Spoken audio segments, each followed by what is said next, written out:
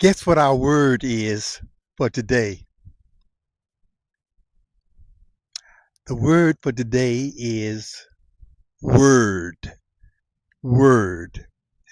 Like many, if not most of our devotions and themes, we move in various directions when we think of word.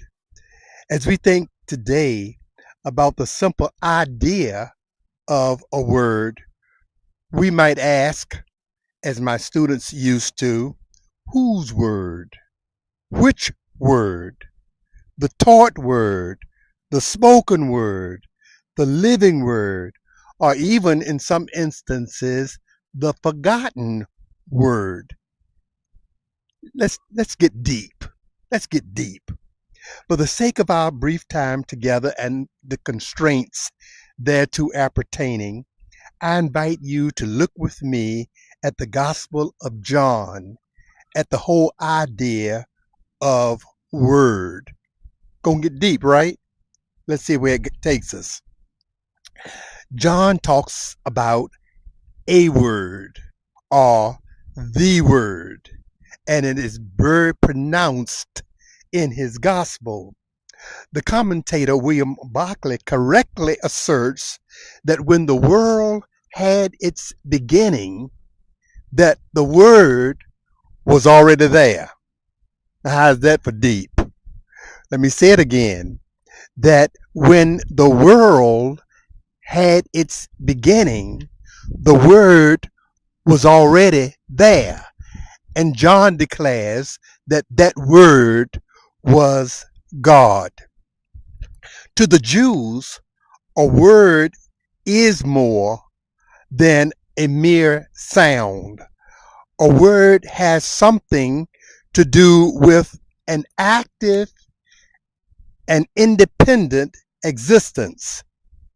To the Hebrews, the spoken word is a unit of energy charged with power, and not just any power, but the power that does things, a power that accomplishes things. Have you ever known that kind of power? Have you ever been driven by those kinds of words in your life? Well, I got some hint of that as a young child because when I misbehaved or breached some family rule, my mom would declare that when my father gets home, I will speak to him words.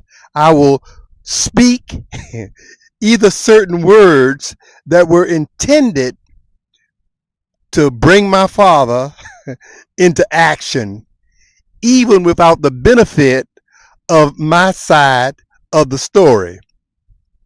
To put it mildly, there was no other side, no word or words strong enough to undo the words that my mom had already spoken or will already speak.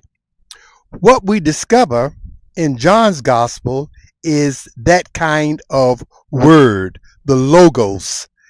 It had a life giving function, a creative power which John attributed to the word to which was a word, the word, that is identified with Jesus Christ himself. My prayer is that each of us might experience contagious joy as we lay claim to the power, the incarnate word, which is given to every believer. Hallelujah.